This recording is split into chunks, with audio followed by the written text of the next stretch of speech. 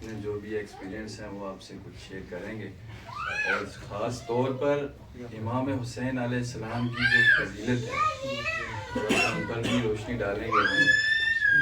تو امید ہے کہ آپ پہلے ہی خیر اتنے سمے آپ پڑھے لکھے لوگ ہیں سارے، یہاں اگر ایجوکیشن کے لیے آپ اتنے دور دراز سے آئے ہوئے ہیں تو انشاءاللہ آپ میں ایک مطلب شعوریت، وہ ساری چیزیں آپ میں موجود ہیں. اللہ آپ کو اپنے مقصد میں کامیاب کرے. میں مولانا جواد صاحب سے کافی سالوں سے ان سے مطلب ہمارے ٹچ میں ہوں اور ان سے بات چیت ہوتی رہتی ہے اکثر. ان سے ہمیشہ ایک انسپریشن ملتی رہتی ہے. یہ جو ڈیڈیکیشن سے کام کرتے ہیں مطلب ان کو کبھی آج اگر یہاں ہیں تو 2 دن پہلے آپ نے ان کو جموں میں دیکھا ہوگا، 1 ہفتے پہلے حیدرآباد میں دیکھا ہوگا. تو یہ ڈیڈیکیشن ہر انسان کے بیچ میں نہیں ہوتی ہے. مطلب ہر انسان کے پاس کوئی نہ کوئی ایکسکیوزز ہوتے ہیں. مطلب آج ہمیں بھی کوئی بول دے گا کہ کل آپ حیدرآباد میں آ جاؤ، شاید ہم نہ جا پائے. یہ ہماری بدقسمتی ہے، لیکن ان کے بیچ میں یہ جو چیزیں ہیں یہ آپ لوگوں کو کسی میں نہیں ملیں گی. لہٰذا جو آپ ان سے سیکھ سکتے ہیں وہ آپ سیکھ لیں.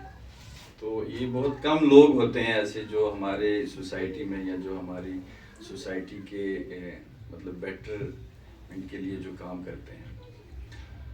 تو ہمیں جو امام حسین علیہ السلام نے جو راستہ دکھایا ہوا ہے، ہمیں خاص کر ہمیں جو ہم لوگ جس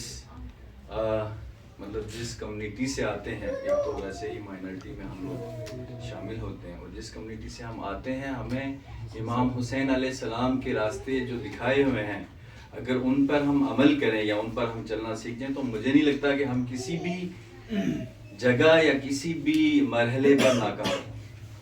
تو بس یہ ہے کہ ہمیں ان کا جو دکھایا ہوا راستہ ہے اس پر چلنا ہے.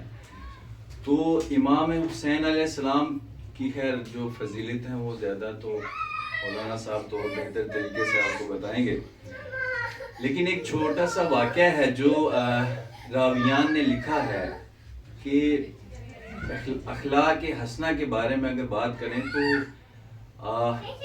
جب مطلب جناب فاطمہ علیہ السلام کا جو گہوارہ ہے وہ اولاد کی تربیت سے اس سے اچھا کوئی گہوارہ ہو نہیں سکتا.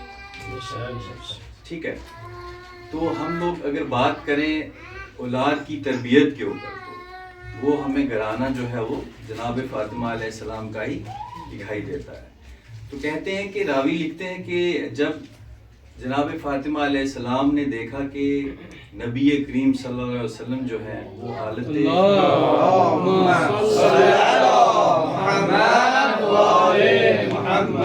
مطلب رسول پاک جو ہیں وہ حالت احتضار میں ہیں، مطلب اب وہ مالک حقیقی سے جا کے ملنے والے ہیں. تو بیماری کی حالت میں جب ان کو دیکھا جناب سیدہ علیہ السلام نے تو وہ اپنے دونوں بچوں کو یعنی امام حسن علیہ السلام اور امام حسین علیہ السلام کو لے کے ان کے پاس گئیں اور ان کو بولا کہ یہ آپ کے فرزند ہیں تو آپ بھی ان کو جو ہے کچھ ایسی چیز عطا کر کے جائیں یا ایسی چیز مطلب دے کر کے جائیں وراثت میں، جو بعد میں راوی جو ہے وہ اسے مطلب اپنی حدیث میں کوٹ کریں یا کچھ ایسے بیان کریں. تو انہوں نے جواب دیا کہ بالکل یہ آپ نے جو بالکل ان کو ہے کچھ نہ کچھ تو مطلب ملنا چاہیے میری طرف سے، اور جو بھی ہے وراثت میں پہلے بھی دی جاتی تھی چیزیں اور اب بھی میں بھی اسی طرح اس پر مطلب اس کو ان کو دیتا ہوں. تو انہوں نے سب سے پہلے جناب امام حسن علیہ السلام کو 2 چیزیں عطا فرمائی. ایک کیا چیز، پہلی چیز جو امام حسن علیہ السلام کو انہوں نے عطا فرمائی وہ تھی حیت. حیت مینز کہ بیرونی اور جو ظاہری علم ہوتا ہے معلوم جس کو ایسٹرونامی کہتے ہیں ہم لوگ، ٹھیک ہے، ایک اس چیز کے بارے میں ان کا یعنی یہ چیز عطا کی. اور دوسری جو ہے ان کو جود و سخا. جود و سخا یعنی بخشش اور سخاوت کے میننگ میں آتے ہیں، یعنی جو کہ ہم سوسائٹی میں جیسے کوئی بولتا ہے کہ یہ بہت بخشش والا آدمی ہے یا سخاوت ہے. تو یہ 2 چیزیں امام حسن علیہ السلام کو دیں. اور رہی بات اب امام حسین علیہ السلام کی تو ان کو کیا عطا کیا، ایک استقامت اور شجاعت. ٹھیک ہے، استقامت یعنی سٹیبلٹی، مطلب آپ جہاں کھڑے ہیں وہاں جم کے کھڑے رہنا ہے، ٹھیک ہے، اس سے ہٹنا نہیں ہے چاہے آپ کا سر قلم ہو جائے. اور دوسری کیا چیز؟ دوسری تھی شجاعت یعنی بریوری یا بہادری. یہ دو چیزیں جو ہیں ان کو عطا کی. اور یہ بعد میں جناب سیدہ علیہ السلام نے یہ کہا کہ میں راضی ہوں آپ نے جو بھی یہ دیا ہے. اور اب دیکھیں کہ حضرت امام حسن علیہ السلام کو جو چیز دی وہ ایک صابر امام تھے اور جو ہے ان کو اسی لیے یہ چیز عطا دی، یعنی ایک امام کے طور پر ان کو بنایا. اب دیکھیں، اب سوچنے کی بات ہے، امام حسین علیہ السلام کو جو چیزیں دی ان کو پتا تھا کہ یہ جو ہے یعنی جو کلمہ دنیا ہے ان کو بلند کرنا ہے، ٹھیک ہے، اور ان کی راہ میں ان کو شہید ہونا ہے. تو یہ رسول پاک صلی اللہ علیہ وسلم کو تو پہلے سے یہ چیزیں پتہ تھی نا. مطلب پیغمبر اگر کوئی چیز کوئی دے رہے ہیں، عطا کر رہے ہیں، تو ان کو یہ ساری چیزیں پتہ ہونے کے باوجود ہی وہ کوئی چیز عطا کر رہے ہیں. تو یہ امام حسین علیہ السلام کی یہ فضیلت ہے. اور جس کے بارے میں مطلب ان کے نانا نے خود بھی، نہ صرف نانا نے بلکہ پیغمبر اسلام نے کہا ہو کہ حسین امینی والا وانا من حسین، کہ میں حسین سے ہوں اور حسین مجھ سے ہے. تو ایسا پیغمبر کسی نے کسی دوسرے کے لیے نہیں کہا. تو یہ امام حسین علیہ السلام کی جو ہے وہ فضیلت ہیں. اور ہمیں اس کے ان کی راہ پر چلیں گے تو ہمیں کوئی بھی کہیں بھی ہمیں نقصان نہیں ہوگا، ہم ناکامیاب نہیں ہوں گے.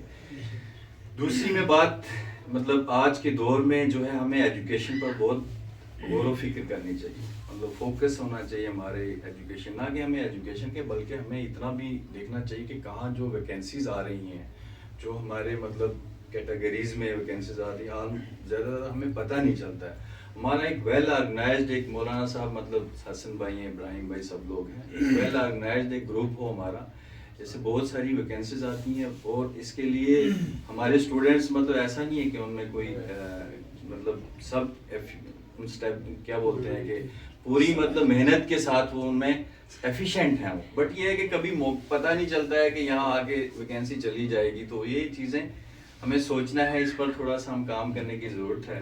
اور دو تین چیزیں اپنے آپ جو میں خاص کر اسٹوڈنٹس کے لیے بولنا چاہتا ہوں کہ دو تین چیزیں اپنی لائف میں ضرور رکھو آپ، کہ دو تین چیزیں آپ کی لائف میں ہوں اس پر آپ مطلب عمل کرنا ضرور سیکھو. ایک تو مطلب کیسے آپ اپنے آپ کو فوکس کریں گے کسی بھی گول کو، کسی بھی اچیومنٹ کو یعنی حاصل کرنے کے لیے، تو آپ کیسے اس کو اچیو کریں گے. تو اس میں دو تین چیزیں آپ فوکس رہیں، مطلب آپ میں جو ہے مطلب بالکل کلیئر ہونا چاہیے کہ آپ کیا کرنا چاہ رہے ہیں، یعنی what I want to do, مجھے یہ یعنی کیوں کرنا ہے، ٹھیک ہے. پہلے تو یہ کلیئر ہونا چاہیے بندے کو، how will I do it, میں یہ کیسے کروں گا. تو لاسٹ میں ہمیں مین چیز جو ہے وہ یہ یاد رکھنی ہے کہ why I am doing it, میں آخر کر کیوں رہا ہوں. یہ جب آپ کو اس چیز کا پتہ چل جائے گا کہ میں یہ کیوں کر رہا ہوں، تب آپ ساری چیزیں آپ کی کلیئر ہو جائیں گی اور سارے مرحلوں میں آپ جو ہیں وہ انشاءاللہ جو ہے وہ کامیاب ہوں گے.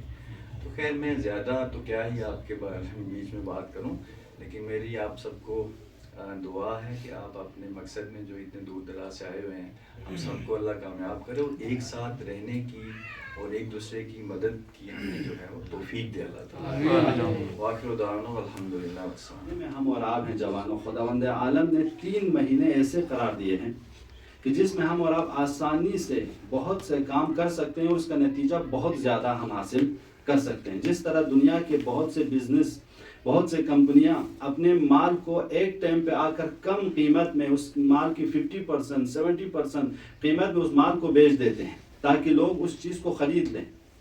بالکل ایسے ہی خدا اپنی رحمتوں کو ہم اور آپ کو خریدنے کے لیے، یعنی بہشت کو خریدنے کے لیے آسان کر دیتا ہے ان 3 مہینوں میں، کہ ہم اور آپ ایک ذکر کے ذریعے، ایک استغفار کے ذریعے، ایک لا الہ الا اللہ کے ذریعے، ایک دن کی نماز کے ذریعے اس عظیم نعمت کو، اس بہترین چیز کو جو بہشت ہے اسے ہم اور آپ خرید سکیں.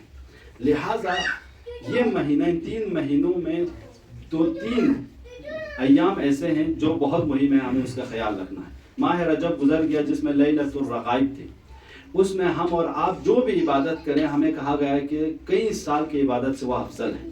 ماہ شعبان ہے جوانوں، یہ ماہ شعبان بھی خود سازی کا، ہم اور آپ خود کو اگر بنانا چاہتے ہیں، اپنے اخلاقیات کو، اپنے معنویات کو، اپنی دینی انفارمیشن کو بڑھانا چاہیں، یہ مہینہ بہترین مہینہ ہے خود سازی کا، خود کو خدا سے قریب کرنے کے لیے. اور اس میں ایک دن ہے 15 شعبان. 15 شعبان اب ہم اور آپ امام زمانہ کی ولادت کے حوالے سے مناتے ہیں، لیکن 15 شعبان تاریخ میں امام زمانہ کی ولادت سے پہلے بھی اہمیت کے حائل ہیں. اس لیے بہت سے علماء، بہت سے بزرگ اس دن کو اہمیت دیتے تھے، اور اہل بیت علیہ السلام اس دن کو خاص توجہ دیتے تھے کہ اس دن کو شب قدر سے بھی تعبیر کیا گیا ہے. اس کے بعد ہے ماہ مبارک رمضان. ماہ مبارک رمضان میں شب قدر ہے، جس کو ہم اور آپ سے کہا گیا کہ وہ شب قدر کیا چیز ہے کہ جو 1000 مہینے سے افضل ہے. آپ اور ہم ذرا توجہ دیں کہ خداوند عام طور پر عادتاً آیا ہم اور آپ جو عبادات انجام دیتے ہیں، فطری طور پر یہ ممکن نہیں ہے کہ انسان ایک رات میں ایسی عبادت کریں جو 80 سال یا 80 سال سے زائد اس کو اس کام کا ثواب ملے. لہٰذا یہ مہینہ جس میں ہم اور آپ ابھی شامل ہیں، اس مہینے سے زیادہ فائدہ اٹھانے کی کوشش کریں. امام علی علیہ السلام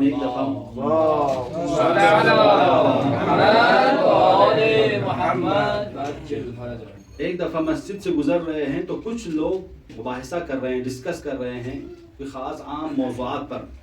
تو امام علی ان کے درمیان آ کر ان کو روکتے ہیں، کہتے ہیں کہ تم لوگ یا ایھا الذین آمنو، اے وہ لوگوں جو یہاں پہ گفتگو کر رہے ہو لیکن یہ گفتگو تمہارے کوئی فائدے میں نہیں ہے. کیا تمہیں پتہ ہے کہ ماہ شعبان کی آج پہلی تاریخ ہے؟ کیا تم لوگوں کو پتہ ہے کہ ماہ شعبان کو کیوں ماہ شعبان کہا جاتا ہے؟ اس کے بعد مولا فرماتے ہیں تتشعب فیہ الخیرات. دیکھو ماہ شعبان اس لیے ماہ شعبان کہا گیا ہے کہ اس مہینے میں خیرات اور نیکیوں کو مومنین کے لیے، ان لوگوں کے لیے خداوند عالم نے نازل کیے، پھیر دیا. شعبہ یعنی شعبہ کرنا، پھیلا دینا. شعبان اس لیے کہا گیا کہ اس میں خیرات، نیکیاں جتنا ہو انسان آسانی سے ان خیرات کو حاصل بھی کر سکتے ہیں، ان نیکیوں کو انجام بھی دے سکتے ہیں. ہم اور آپ سے کہا گیا جس انسان نے روزانہ 70 مرتبہ استغفر اللہ و اتوب الیہ پڑھا، معصوم فرماتے ہیں کہ خدا اس کے لیے جنت کو واجب کر دے گا. لیکن ایک آسان سے کلمے سے، اور خدا اس کا جزا ہم اور آپ کو دے، چونکہ خدا خاص وقت کو، خاص ٹائم کو اور خاص مہینے کو جو خود کے لیے مشخص کیا ہے تو اس میں خدا اجر بھی اتنا دینا چاہتا ہے. لہٰذا پیغمبر فرماتے ہیں اس مہینے میں میری مدد کرو اپنی عبادتوں کے ذریعے، اپنی دعاؤں کے ذریعے، اپنی مناجات کے ذریعے اور اپنے روزے کے ذریعے. آپ اور ہم سب جوان ہیں، جوانوں ابھی روزہ بھی رکھ سکتے ہیں. آیت اللہ برجردی اپنے آخری ایام میں، جن کی تقلید پوری دنیا نے، پوری شیعہ کمیونٹی نے کی ہے تقلید، یعنی مرجع عالم تھے وہ، جس سے ساری دنیا جن کی تقلید کرتے تھے وہ آیت اللہ برجردی.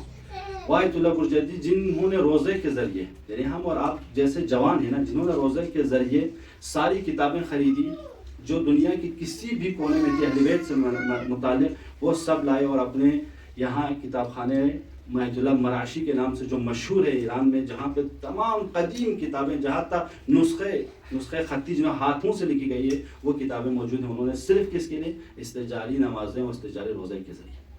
یہی بھی جذبہ تھا علماء میں. لیکن وہ شخص اپنے آخری ایام میں جب بزرگ ہو چکے تو اس دوران جب ان کے شاگرد ان کے پاس پہنچے تو انہوں نے اپنے شاگردوں سے کہا کہ میں تم لوگوں سے اس لیے چاہوں گی یہ جو مہینہ ہے ان میں روزہ رکھا کرو. میں خود حسرت کرتا ہوں، ایک آج جب میں جوان تھا میں 3 مہینے مسلسل روزہ رکھتا تھا، اب میں ایک روزہ بھی نہیں رکھ سکتا چونکہ اب بزرگی ہے، عمر کا تقاضا ہے، سن کا تقاضا ہے کہ میں اب یہ چیزیں نہیں رکھ سکتا. لہٰذا یہ علماء کی یہ عمل ہم اور آپ کے لیے حجت ہے کہ ہم اور آپ ان مہینوں سے فائدہ اٹھائیں. جتنا ہو سکے ایک روزے کے ذریعے، 2 روزے کے ذریعے. امام رضا، حضرت عباسل امام رضا کی خدمت میں آئے. جب گفتگو ہوئی تو امام رضا نے فرمایا عباسل ماہ شعبان کے آخری ایام ہے. کہا یا ابن رسول اللہ، ہاں. کہا کچھ کیا تم نے؟ کچھ دعا کی، کچھ مناجات کی، کچھ روزے رکھے ہو؟ تو فرماتے ہیں ہاں امام. اس کے بعد فرماتا اگر نہ بھی کیا ہو تم مسلسل روزے رکھو، عبادات کرو، اس لیے کہ یہ بہترین ایام ہے، اس میں خدا خیرات کو ہم اور آپ کے لیے عطا کیا جاتا ہے. اس کے بعد کہتے ہیں ماہ شعبان کو ماہ مطہر بھی کہا جاتا ہے، جوانوں، پاک و پاکیزگی کا. یعنی ہم اور آپ اس مہینے میں پاک ہوتے ہیں، پاکیزگی کی طرف جاتے ہیں، ہمیں معنویات کی طرف ذہنی طور پر آمادگی ہوتی ہے تاکہ ماہ مبارک رمضان کو ہم اور آپ درک کر سکیں، احساس کر سکیں. اور دوسرا نام ماہ شعبان کا ماہ شہر الشفاعہ ہے، شفاعت. اس مہینے میں پیغمبر گرامی اسلام بہت سے لوگوں کی شفاعت کرتے ہیں، دعا کریں کہ خدایا ہم بھی ان لوگوں میں ہوں جن کی شفاعت خود پیغمبر گرامی اسلام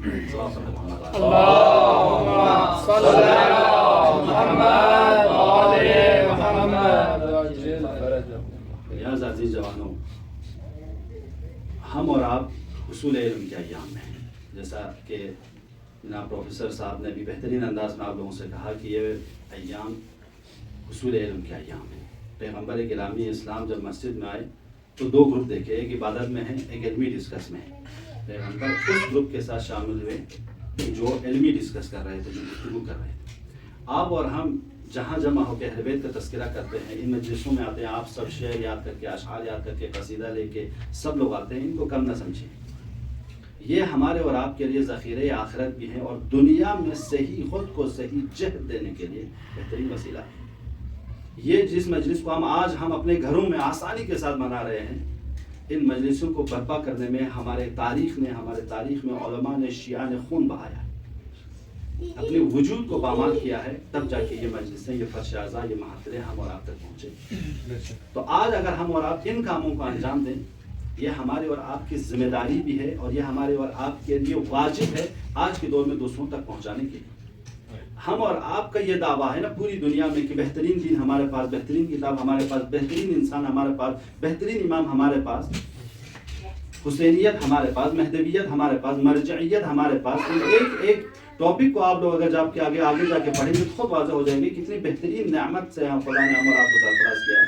تو اس کے مد مقابل میں ہمارے بھی ایک ذمہ داری ہے، وہ ذمہ داری ہے کہ کنتم خیر امت، تم سب بہترین امت ہو، اخرجت للناس، اس پوری کائنات میں تمہیں ہی انتخاب کیا گیا ہے، تأمرون بالمعروف وتنہون عن المنکر، دو کام کے لیے کہ نیکیوں کو دنیا تک پہنچاؤ، برائیوں سے دنیا کو روکو۔ اس ذمہ داری کو جب انجام دینے آئے ہیں اور اس ذمہ داری کو ہم سے زیادہ ہمارے دشمن بھی جوانوں جان چکے ہیں، اس لیے دشمن نے ایک پروگرام بنایا کہ جتنا ہو سکے جوانوں کو گھر سے، ماں باپ سے، بھائی بہنوں سے دور کریں، کلب لے آئیں، کافی شاپس میں لے آئیں، فاسٹ فوڈ کھلائیں، اور باقی گناہوں کے بازاروں میں جتنے بھی آپ اور ہم دیکھتے ہیں دروازے کھلے ہوئے، ان سب کو دشمنوں نے، آج کی استعماری دنیا نے، آج کی استقبالی دنیا نے باقاعدہ طور پر بنایا ہے کہ ہم اور آپ کو صحیح جہد نہ دیں۔ کبھی آپ نے دیکھا کہ کوئی انسان سڑک پہ تربیت پائے ہو؟ ہر انسان گھر میں تربیت پاتا ہے، ہر انسان یونیورسٹیز میں تربیت پاتا ہے، ہر انسان اسکول میں تربیت پاتا ہے، ہر انسان حوضے میں تربیت پاتا ہے، کوئی خاص گھر ہو، کوئی حسینیہ ہو، کوئی جگہ ہو جہاں پہ انسان تربیت پاتے ہیں۔ لیکن ان لوگوں نے ہم اور آپ کو، ہمارے جوانوں کو قہوہ خانوں کے عادی بنا دیا، شراب خانوں کے عادی بنا دیں گے، ڈرگس اور تمام چیزوں سے ہم اور آپ کو مبتلا کریں گے۔ تو یہ دشمن کا خاص پلان ہے۔ تو اگر ایسا ہے، ہم اور آپ کی بھی ذمہ داری ہے ان تمام چیزوں سے خود کو دوری اختیار کریں، خود کو پرہیز کریں، لیکن اس کے بدل چاہیے جوانوں، یہ نہیں کہ ہم قہوہ خانوں میں نہ جائیں، بلکہ اس کے بدل آپ بناؤ۔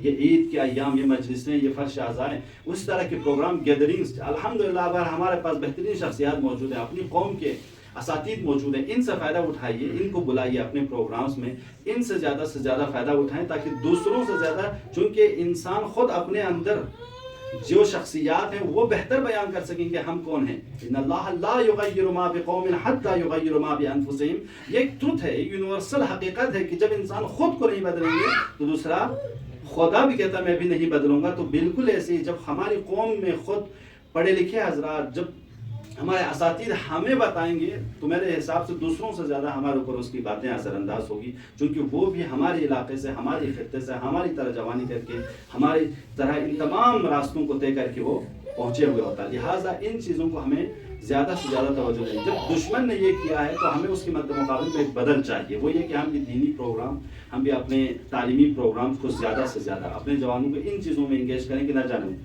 شاید ہمارے اور آپ کے 1 گھنٹہ یہاں آنے سے، جوانوں 1 گھنٹہ ہم اور آپ یہاں آتے ہیں، پروگرام کرتے ہیں، بہت سی چیزوں کا سد الباب ہوتا ہے، آپ یہ نہ سمجھیے گا۔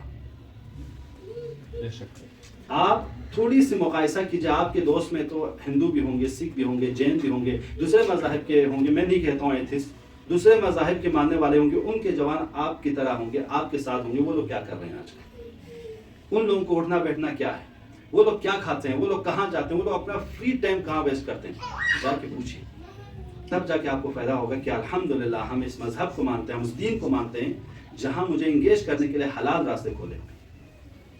کہ حرام کے راستے سب بند کیے ہیں، تب پتہ چلتا ہے کہ خدا نے مجھے کتنی عظمت، کتنی بہترین چیز سے مجھے نوازا ہے۔ جب تک مقایسہ نہیں کریں گے نا جوانوں، کچھ بھی پتہ نہیں چلے گا۔ میں نے کل بھی آپ لوگوں کی خدمت میں عرض کیا تھا، آج کی دنیا میں آپ اور ہم کو ایک ایسا میپ بنانے کی ضرورت ہے جس میں اخلاقی ویلیوز کو مد نظر رکھا جائے۔ آپ نے دنیا کا یہ آسٹریلیا ہے، یہ انگلینڈ ہے، یہ امریکہ ہے، یہ ایشیا ہے، یہ افریقہ ہے، ساری جو ہماری دنیا میں میپ ہے جغرافیہ کے مطابق، آج ایک میپ ایسا بنائیے اخلاقی ویلیوز کے مطابق بنائیے کہ کہاں پہ ظلم کم ہو رہا ہے، کہاں انسانیت پامال ہوتے ہیں، کہاں پہ بد اخلاقیاں، بدعنوانیاں کم ہیں۔ تب جا کے آپ کو احساس ہوگا کہ اگر یہ پوری دنیا ظلم و ستم سے بھر چکی ہے تو پھر وہ امام جس پوری دنیا کو عدل و انصاف سے بھر دیں گے وہ کیسے؟ تب آپ پروگرام بنا سکتے ہیں نا، تب آپ کہہ سکتے ہیں جہاں اتنے ظلم و ستم، قتل و غیرت، بے گناہوں کا قتل عام ہو رہا ہے، جہاں پہ انسانیوں کی کوئی قدر نہیں، جانوروں کی عزت کہ کتے کے مرنے پہ غم منایا جا رہا ہے، لیکن انسانوں کے مرنے پہ لاکھوں کروڑوں انسانوں کو بم کے ذریعے یہ تہز نہز کیا جاتا ہے، پامال کیا جاتا ہے، اس کا کوئی غم نہیں۔ تو جب آپ اس طرح کے ایک نقشہ اپنے پاس رکھیں گے کہ بھئی اس دنیا میں جہاں پہ ظلم و ستم ہے، جہاں پہ گناہ ہے، جہاں پہ غیبت ہے، اور وہ کون سے علاقے ہیں جہاں پہ یہ سب چیزیں نہیں ہیں، یعنی آپ پہلی دفعہ یہ عنوان دیجئے کہ اس پوری دنیا میں دیکھیے کون کون سے جغرافیہ میں، کون کون سے نقشے میں کہاں پہ دین حاکم ہے، کہاں پہ بے دین حاکم ہے، ایک نقشہ یہ بنائیں۔ دوسرا نقشہ ایسا بنائیے کہ اگر دین حاکم ہے تو وہ کون سے دینی ویلیوز پر یہ لوگ عمل کر رہے ہیں، کون سے دینی ویلیوز پر وہ لوگ عمل کر رہے ہیں۔ اس کے بعد آئے کہ جرائم کون سے شہر میں، کون سے ملک میں، کہاں پہ۔ اب یہ تو پوری دنیا لیول پہ بنائیں گے، آپ انڈیا لیول پہ کر لو۔ انڈیا میں جتنی بھی ریاستیں ہیں ان سب میں دیکھیے کہاں پہ سب سے زیادہ ظلم و ستم و طغیانی اور بے ایمانی اور بے فتیاں ہیں، اور کہاں پہ سب لوگ اچھے لوگ ہیں، جہاں پہ چوری نہیں ہوتی، ڈکیتی نہیں ہوتی، ظلم و ستم نہیں ہوتی، وہ دیکھ لیجیے۔ پھر اگر اس کے بعد اور قید کر کے آپ اپنی ریاست میں دیکھیں، جموں کشمیر میں دیکھیں کہ ہمارے یہاں کون سے گاؤں، کون سے شہر، کون سے سٹی ایسے ہیں جہاں پہ بہتر طریقے سے لوگ گزر رہے ہیں، جہاں پہ ظلم و ستم ہے۔ اس کے بعد آپ اپنے شہر تک آئیے کہ میرے شہر میں کون سا محلہ، کون سا گلی بہتر ہے، اور اس کے بعد اپنے آپ کے گاؤں میں آئیے کون سا محلہ بہتر ہے۔ جب آپ محلے میں آئیں گے کون سے لوگ بہتر ہیں، آپ کو خود اندازہ ہوگا کہ یہ دنیا کس حد تک استعمار نے، دشمن نے کام کیا ہے ہمارے اوپر۔ تب جا کے پتہ چلتا ہے چھوٹے چھوٹے کام بھی مجھے کرنا ہے، مجھے اس کو بھی نہیں چھوڑنا ہے، چاہے مجھے ایک جوان آئے، دو جوان آئے، میں ایک دو جوان کو اپنے گھر پہ ہی سمجھاؤں، تب آپ اپنی رسالت کو شروع کریں گے، تب آپ اپنی ڈیوٹی نبھانا شروع کریں گے، جب آپ وہاں پہ یہ نقشہ تو پتہ چل جائے کہ کیسے مجھے اپنی ذمہ داریوں تک پہنچنا ہے۔ لہٰذا جوانوں، اس دور میں ہماری ذمہ داری بے انتہا ضروری ہے۔ پیغمبر کی یہ حدیث جس میں فرمایا کہ خدا لعنت کرے آخر زمان کے ماں باپ پر۔ آج آپ سب جوان ہیں، کل شادی کریں گے، پرسوں شادی کریں گے، ماں باپ بنیں گے آپ لوگ۔ پیغمبر خدا لعنت کرے آخر زمان کے ماں باپ پر، تو سوال کرنے والے نے سوال کیا، یا رسول اللہ شاید آپ مشرک ماں باپ پر لعنت بھیج رہے ہوں گے، آپ کافر ماں باپ پر لعنت بھیج رہے ہوں گے۔ پیغمبر فرماتے ہیں نہیں، میں مسلمان ماں باپ پر لعنت بھیج رہا ہوں۔ کہا یا رسول اللہ وہ کس لیے؟ کہا اس لیے کہ آخر زمان میں ایسے ماں باپ ہوں گے، جوانوں ایسے ماں باپ ہوں گے جو اپنے بچے کی دنیا کے لیے تو تمام تر کوششیں کریں گے، ان کے لیے پراپرٹی خریدیں گے، ان کے لیے گھر بنائیں گے، ان کے لیے زمینیں خریدیں گے، پتہ نہیں ان کی دنیا کے لیے تمام تیاریاں کریں گے، لیکن اس بچے کے دین کے لیے، اخلاق کے لیے، معنویات کے لیے کچھ بھی نہیں کریں گے۔ لعنت ہو ایسے ماں باپ پر جو آخر زمان میں۔ جب ایسے چیلنجز ہیں ہم اور آپ کے دور میں، تو ہمارے اور آپ کی بھی ذمہ داری ہے نا کہ ہم اگر ایسے ہونے والے ہیں خود کو بچائیں، محفوظ رکھیں۔ آخر زمان میں دین کو بچانا انگارہ اٹھانے کے برابر ہے۔ کتنی دیر تک ہم اور آپ آگ کا انگارہ اٹھا کے چل سکتے ہیں، تو اتنے حساب سے دین کو بچانا آخر زمان میں سخت۔ آج دن میں مسلمان ہے تو رات میں کافر، رات میں کافر ہے تو دن میں مسلمان، اس طرح انسان کی حالت ہوگی۔ ایسے چیلنجز دور میں اگر ہمارا آپ کے پاس ہیں اور اس میں اگر دین کو محفوظ کیا، تو پیغمبر سلام کرتے ہیں، سلام ہو میرے آخر الزمان کے بھائیوں پر، جن کا دین، جن کا یقین، جن کا ایمان مستحکم ہوگا، اور خدا ان کو ثواب 70 شہدائے بدر کے برابر ان کو ثواب دیا۔ پیغمبر اس کے بعد جب اصحاب نے پلٹ کر پھر پوچھنے لگے یا رسول اللہ زخمی ہم ہوئے، جنگ میں ہم گئے، آپ کے ساتھ ہم نے صحبتیں برداشت کی، تمام جنگوں میں ہم شامل ہوئے، لیکن آپ آخر زمان کے اپنے بھائیوں کو یاد کر رہے ہیں۔ پیغمبر فرماتے ہیں تم میرے ساتھ جنگ میں آئے کیونکہ تم نے مجھے دیکھا، میری باتیں سنیں، مجھے دیکھا، لیکن آخر زمان میں ایسے لوگ بھی آئیں گے جنہوں نے نہ مجھے دیکھا ہے، ان سے ان کے ایمان بھی پردے غیب میں ہوں گے، لیکن پھر بھی ان کا ایمان اتنا مستحکم ہوگا، ان کا یقین اتنا مستحکم ہوگا کہ ان کو خدا 70 شہدائے بدر کے برابر ثواب دے گا۔ یا رسول اللہ کیسے؟ اس لیے کہ وہ کالی سیاہی پر ایمان لے آئیں گے، ریسرچ، تحقیق، پڑھیں گے، لکھیں گے قرآن کے آیتوں کو اس سے۔ اس لیے پیغمبر نے فرمایا تھا کہ میرے روایتوں کو آئندہ نسل تک پہنچاؤ، اس کو وہ بہتر طریقے سے سمجھ جائیں گے کہ میں کیا کہنے چاہ رہا ہوں۔ آپ اور ہم ایسے دور میں گولڈن پیریڈ میں ہیں. اگر حقیقت میں ہم سمجھیں تو ہم، اور اگر آپ نیکیاں کمانا چاہیں تو نیکیوں کو بھی اوج تک پہنچا سکتے ہیں. اگر برائیوں میں جانا چاہیں اسفل السافلین تک بھی جا سکتے ہیں. لہٰذا پیغمبر فرماتے ہیں کہ آخر زمان میں لوگ نیکیاں اتنے کریں گے کہ نیکیوں کے پہاڑ بن جائیں گے، لیکن تھوڑی عرصے میں کأن لم یکن ہو جائے گا. کہا یا رسول اللہ وہ کیسے؟ کہا جس طرح نیکی کرنے کے فضا اور میدان اور وسائل ان کے لیے ہے کہ اگر ایک بٹن کے ذریعے وہ نیکیوں کو دنیا کے کونے کونے تک پہنچا سکتے ہیں، بالکل ایسے ہی اس نیکی کو مٹانے کے لیے اگر برائی کرنا چاہے تو ایک بٹن کے ذریعے وہ برائی کو بھی اتنی دیر تک پھیلا سکتے ہیں. تو ایسے دور میں ہم اور آپ، چیلنجز زمانہ ہے. ہم اور آپ یہ نہ سمجھیے گا کہ آج کے دور میں نہیں پڑھوں گا، نہیں لکھوں گا، میں پروفیسر بن جاؤں گا، میں ڈاکٹریٹ کے PhD کر لوں گا، یا میں بڑے بڑے پوسٹ عہدے پا جاؤں گا. نہیں ہے، ناممکن ہے. بالکل ایسے ہی آج کے دور میں ایک دیندار بن کے رہوں گا، میں ایک دیندار باپ بنوں گا، ایک ذمہ دار شخص بنوں گا، بغیر اسلام کو پڑھے، بغیر قرآن کو پڑھے، بغیر حدیث کو پڑھے، یہ ناممکن ہے جوانوں. لہٰذا وقت نکالو. آج کے دور میں آپ اسی موبائل کے ذریعے سیکھ سکتے ہو قرآن کو، حدیث کو. آپ کو کسی دور جگہ جانے کی ضرورت نہیں ہے. روزانہ 1 گھنٹہ ٹائم نکل. حوضہ علمیہ قوم میں جانے کی میں آپ لوگوں کو درخواست نہیں کر رہا ہوں کہ آپ حوضے میں اٹھ کے چلے جائیے، وہ نہیں. آپ اپنا روزانہ کا کچھ ٹائم نکالیے جس میں قرآن کو، احادیث کو پڑھیے، اور جہاں سمجھ میں آئے اپنے عالم دین جس کی بات آپ کو سمجھ میں آتا ہے، دنیا کے کسی کونے میں بھی وہ رہتا ہو، ان سے ٹچ میں رہیے. ان کا فون نمبر، ان کا ای میل، جو بھی آپ کو ملے ان سے کہیے مولانا مجھے یہ بات سمجھا دیجیے. آج کے دور میں اپنے آنکھوں پہ پٹی نہ رکھیے گا جوانوں. آج کے دور میں جتنا ہو سکے خود کو تیار کرو. بہترین وسیلہ ہے. اس لیے کہ جب آپ تیار ہوتے ہو جوان، بس آخری جملہ زحمت تمام، جب آپ تیار ہوتے ہو، آپ کے ماں باپ سے زیادہ، یا آپ کامیاب ہوتے ہو، آپ اپنی کسی پوسٹ و مقام اور عہدے پر آ جاتے ہو، آپ جامعے میں مؤثر انسان ہوتے ہو، آپ کے ماں باپ سے زیادہ امام زمانہ آپ کے لیے دعا دیتے ہیں کہ خدایا میرے ظہور کو قریب کرنے کے لیے شخص رحمت کر. تو آپ کی پڑھائی، جو پڑھائی آپ لوگ پڑھ رہے ہو، میں ہمیشہ کہتا رہتا ہوں یہ بھی دین ہے، اس کو دین سے خارج مت کرو.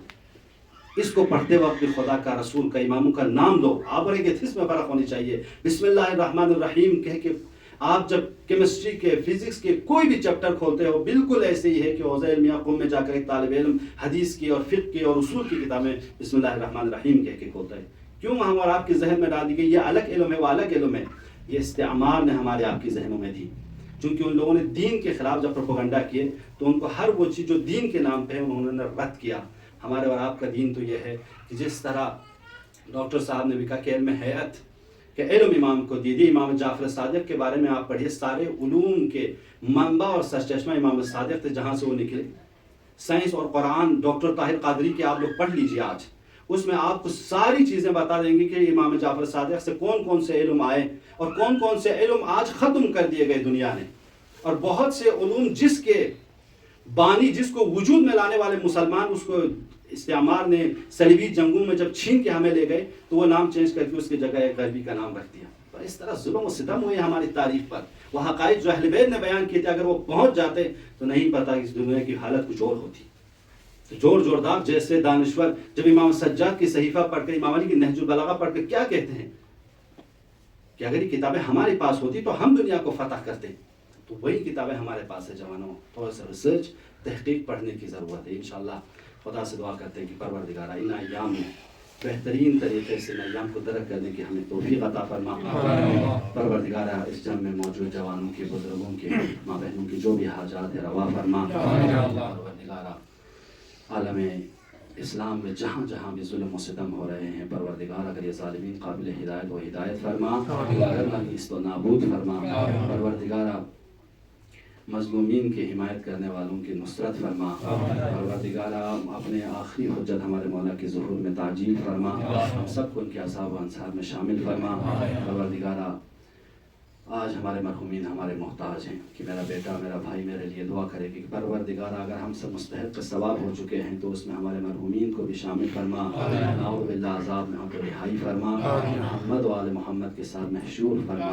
الی ارواح المؤمنین والمؤمنات نهدي سورة المباركة الفاتحة. بسم الله الرحمن الرحيم. الحمد لله رب العالمين الرحمن الرحيم.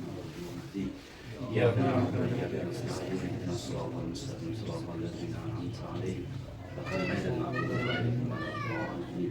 بسم الله الرحمن الرحيم. قل هو الله أحد الله الصمد لم يلد ولم يولد ولم يكن له كفوا أحد. بسم الله الرحمن الرحيم. قل هو الله أحد الله الصمد